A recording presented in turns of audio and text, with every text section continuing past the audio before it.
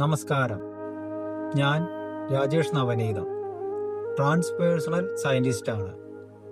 ക്ഷേത്രങ്ങളിൽ അക്ഷശക്തി സ്ഥാനം എന്ന അപൂർവമായ അമൂല്യമായ സ്ഥാനമുണ്ടെന്ന് നിങ്ങൾക്കറിയാമോ?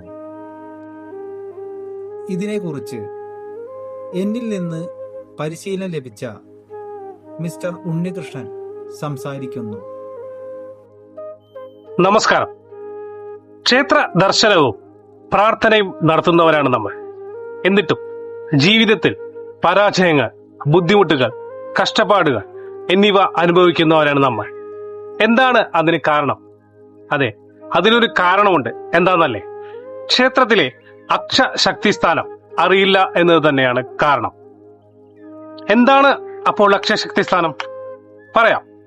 ഒരു ക്ഷേത്രത്തിലെ ദേവ ചൈതന്യം ഭക്തർക്ക് ഏറ്റവും ഉയർന്ന നിലയിൽ പ്രാപ്യമായി നിൽക്കുന്ന സ്ഥാനമാണ് അക്ഷശക്തി സ്ഥാനം.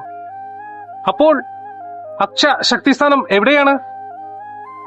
ക്ഷേത്ര ശ്രീകോവിലാണോ? അതോ ശ്രീമൂലസ്ഥാനത്താണോ? അതോ അല്ലെങ്കിൽ പ്രതിഷ്ഠയിലാണോ? ഹേ, അല്ലേ അല്ല. ഓരോ ക്ഷേത്രത്തിലെ അക്ഷശക്തി സ്ഥാനം വ്യത്യസ്തമായിരിക്കും. ഇത് നിങ്ങൾക്ക് തന്നെ സ്വയം തിരിച്ചറിയാൻ സാധിക്കുന്നതാണ്. ഓർക്കുക, ഇതൊരു അമൂല്യമായ അറിവാണ്. ഈ സ്ഥാനം അറിയാതെ ക്ഷേത്ര ദർശനം കൊണ്ട് കാര്യമായ ഒരു ഗുണവും ലഭിക്കുന്നില്ല. എന്നാൽ ഇതറിഞ്ഞ് പ്രാർത്ഥിക്കുന്നവർക്ക് അഷ്ട ഐശ്വര്യവും സമ്പൽ സമൃദ്ധിയും മനസമാധാനവും ലഭിക്കുന്നു.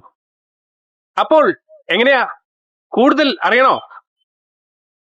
ഞങ്ങൾ നിങ്ങൾക്ക് ഈ അമൂല്യമായ അറിവ് പകർന്നു തരാൻ തയ്യാറാണ്. നിങ്ങൾക്ക് കൂടുതൽ അറിയാൻ താല്പര്യമുണ്ടെങ്കിൽ ഞങ്ങളെ വിളിക്കൂ. ഏവർക്കും ശുഭദിനം.